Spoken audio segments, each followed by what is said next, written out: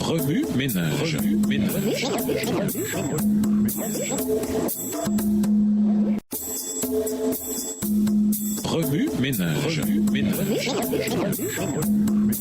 Bienvenue à notre émission. Remue ménage. Voilà la leçon 5, le pardon. Lisons Lévitique 4, les versets 27 à 31. Lévitique 4, les versets 27 à 31. Si c'est quelqu'un du peuple qui a péché involontairement en faisant contre l'un des commandements de l'Éternel des choses qui ne doivent point se faire et en se rendant ainsi coupable, et qu'il vienne à découvrir le péché qu'il a commis, il offrira en sacrifice une chèvre, une femelle sans défaut pour le péché qu'il a commis. Il posera sa main sur la tête de la victime expiatoire, qu'il égorgera dans le lieu où l'on égorge les holocaustes. Le sacrificateur prendra avec son doigt du sang de la victime et en mettra sur les cornes de l'autel des holocaustes, et il répandra tout le sang au pied de l'autel. Le sacrificateur ôtera toute la graisse comme on ôte la graisse du sacrifice d'action de grâce, et il la brûlera sur l'autel, et elle sera d'une agréable odeur à l'Éternel. C'est ainsi que le sacrificateur fera pour cet homme l'expiation, et il lui sera pardonné.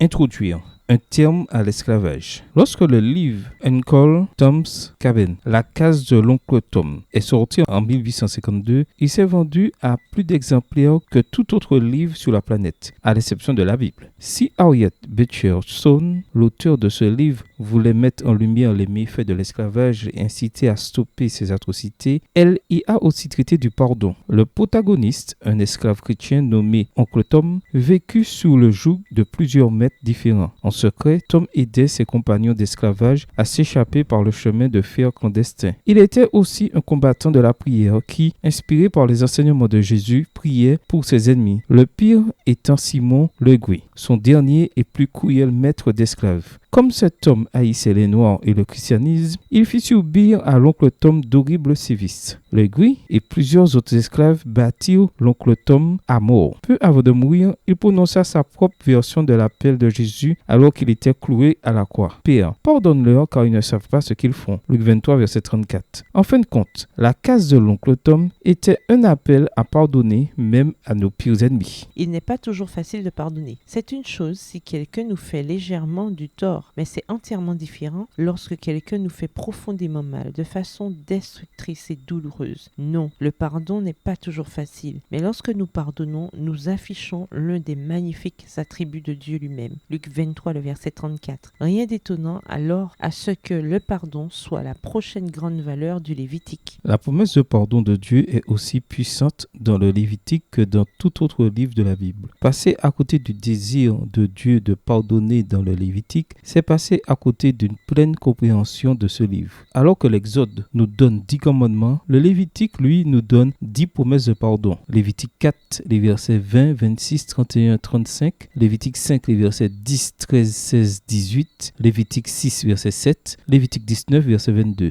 La violation des 10 commandements condamne le pécheur, mais dans le Lévitique, le sang de l'agneau l'affranchit. Remue-ménage. Écrivez Lévitique 4, les versets 27 à 31 à partir de la version biblique de votre choix. Si vous êtes pressé, écrivez Lévitique 4, le verset 31. Vous pouvez également réécrire le passage avec vos propres mots, tracer les grandes lignes du chapitre ou en faire une carte heuristique. Au revoir. Et à demain si Dieu veut. Remue ménage. Remue ménage.